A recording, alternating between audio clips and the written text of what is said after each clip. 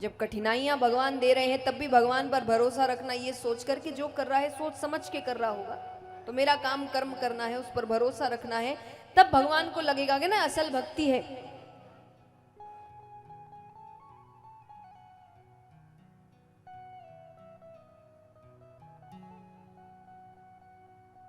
तो भगवान जब परीक्षा लेते हैं तो परीक्षा का अर्थ है कठिन परिस्थितियां, तो भगवान बड़ी परीक्षाएं लेते हैं। लेकिन अगर आपने परीक्षा पास कर दी तो वही बात है कि भगवान जल्दी से अपनाते नहीं, लेकिन अगर अपना ले तो छोड़ते नहीं, फिर नहीं छोड़ते वो आप, कोई भी हाल में वो आपका साथ नहीं छोड़ने वाले। और यही बुरा में भी है कि भगवान जल्दी से पकड़ते नहीं, यानी आप जब गलतियां करते हैं भगवान एक बार किसी ना किसी तरीके से आपको समझाते हैं, कोई दूसरा कह रहा है, परिस्थितियां विपरीत होने लगती है, यानी भगवान बता रहे हैं तुम गलत जा रहे हो। और जब व्यक्ति नहीं मानता,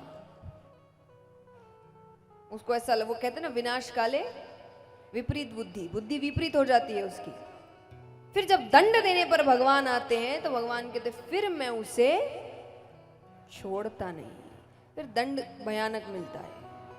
पर उससे पहले भगवान बहुत समझाते हैं, अलग अलग तरीकों से समझाते हैं कि गलत है गलत है, पर व्यक्ति नहीं मानता, अपने अहंकार में होता है, अपने घमंड में होता है। अब हम चलते हैं पांडवों की ओर। जैसा मैंने कहा कि महाभारत का प्रसंग आज है, राज सूर्य यज्ञ होता है, पांडव करवाते हैं। राज सूर्य यज्ञ में सभी देवी देवता, यक्ष गंधर्व किन्नर ऋषिगण, राजा महाराजा सभी को बुलाया जाता है। सभी को बुलाते हैं तो उस यज्ञ में अग्र पूजा होनी होती है।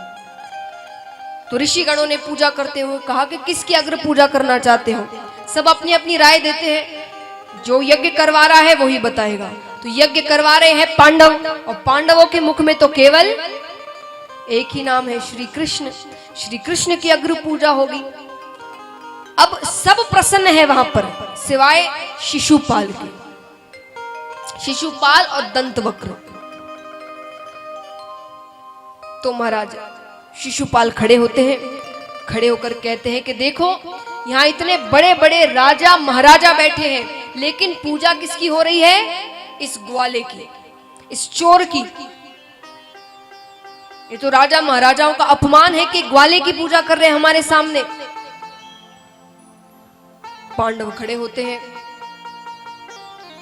ठाकुर जी बैठा देते हैं उन्हें कि नहीं उसे बोलने दो, वो बहुत सी बातें करता है। 107 अपशब्द कहता है वो भगवान। कितने अपशब्द? जोर से कहिए, जोर से कहिए। 107 अपशब्द कहता है।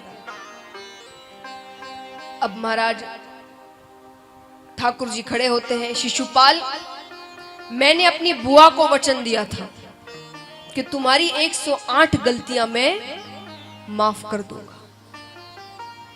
तुमने 107 अपशब्द कह दिए मुझे, एक और अपशब्द कहा तो फिर मुझे दोषी मत ठहरा।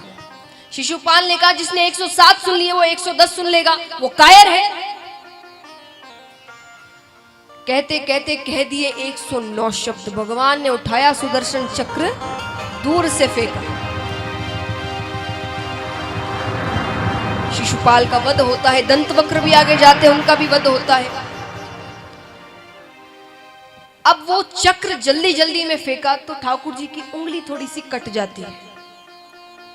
उंगली कटती है तो पीछे से द्रौपदी जी आती है, अपनी साड़ी फाड़ती है और ठाकुर जी के हाथ पर बांध देती है। ठाकुर जी ने कहा इतनी सी चोट के लिए इतनी कीमती साड़ी फाड़ दी। द्रौपदी जी ने कहा हमारे लिए आपसे ज्यादा कीमती और कुछ थोड़ी है।